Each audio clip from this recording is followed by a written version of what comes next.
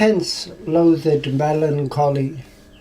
of Cerberus and Blackus midnight born, in Stygian cave forlorn, mongst horrid shapes and shrieks and sights unholy, find out some uncouth cell where brooding darkness spreads his jealous wings, and the night raven sings. There under ebon shades and low-browed rocks, as ragged as thy locks, in dark Cimmerian desert ever dwell. But come thou goddess fair and free, in heaven yclept Euphrosyne, and by men heart-easing mirth, whom lovely Venus at a birth with two sister graces more to ivy-crowned Bacchus bore.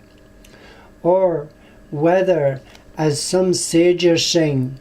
the frolic wind that breathes the spring, Zephyr with Aurora playing, as he met her once a-Maying, there on beds of violets blue, and fresh-blown roses washed in dew, filled her with thee, a daughter fair, so buxom, blithe, and debonair. Haste thee, nymph, and bring with thee jest and youthful jollity, quips and cranks and wanton wiles, nods and backs and wreathed smiles, such as hang on Hebe's cheek, and love to live in dimple sleek. Sport that wrinkled care derides, and laughter holding both his sides. Come and trip it as ye go, on the light fantastic toe, and in thy right hand lead with thee the mountain nymph sweet Liberty. And if I give thee honour due, mirth, admit me of thy crew, to live with her and live with thee, in unreproved pleasures free.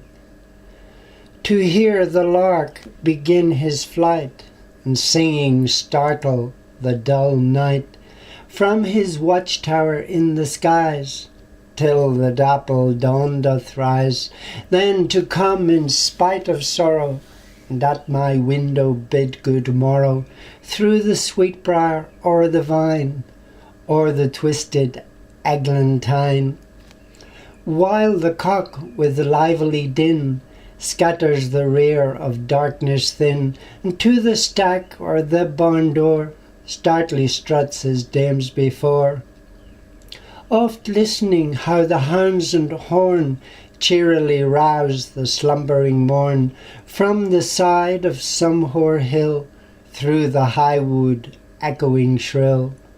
Sometime walking, not unseen, by hedgerow elms on hillocks green, right against the eastern gate, where the great sun begins his state, robed in flames and amber light, the clouds in thousand liveries dight.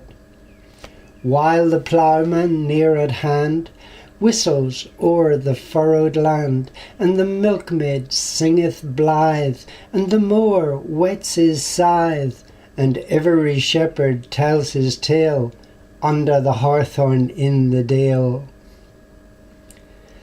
Straight mine eye hath caught new pleasures, whilst the landscape round it measures, russet lawns and fallows grey, where the nibbling flocks do stray, mountains on whose barren breast the labouring clouds do often rest, meadows trim with daisies pied, shallow brooks and rivers wide, towers and battlements it sees, bosomed high in tufted trees, where perhaps some beauty lies, the sign o' sure of neighbouring eyes. Hard by a cottage chimney smokes, from betwixt two aged oaks, where Corydon and Thyrsis met, are at their savoury dinner set, of herbs and other country messes, which the neat-handed Phyllis dresses, And then in haste her bower she leaves, with Thestalis to bind the sheaves, or if the earlier season lead, to the tanned haycock in the mead. Sometimes with secure delight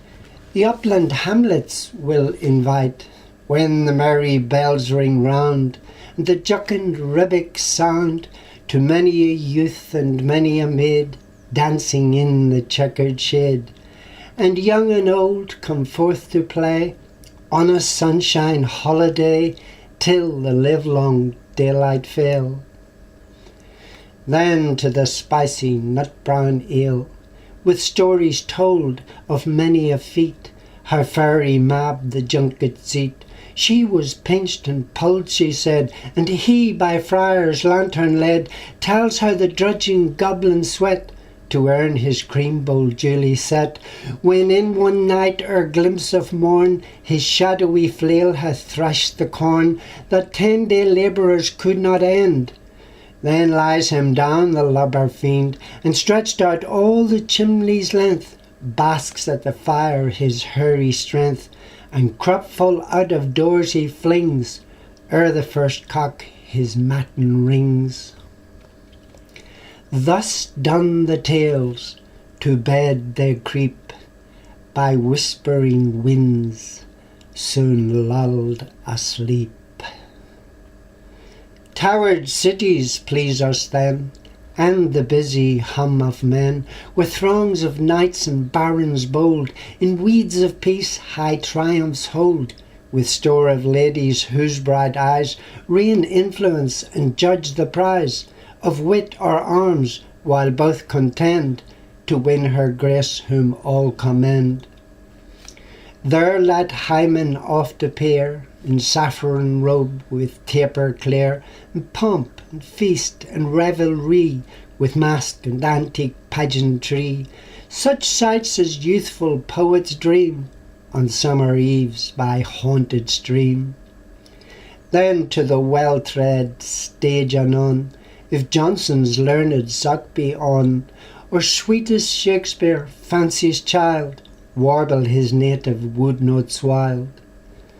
And ever against eating cares, lap me in soft Lydian airs, married to immortal verse, such as the meeting soul may pierce, in notes with many a winding bout of linked sweetness long drawn out, with wanton heed and giddy cunning, the melting voice through mazes running,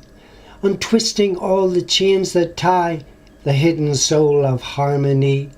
that Orpheus' self may heave his head from golden slumbers on a bed of heaped Elysian flowers, and hear such strains as would have won the ear of Pluto to have quite set free his half-regained Eurydice. These delights if thou canst give, mirth, with thee I mean to live.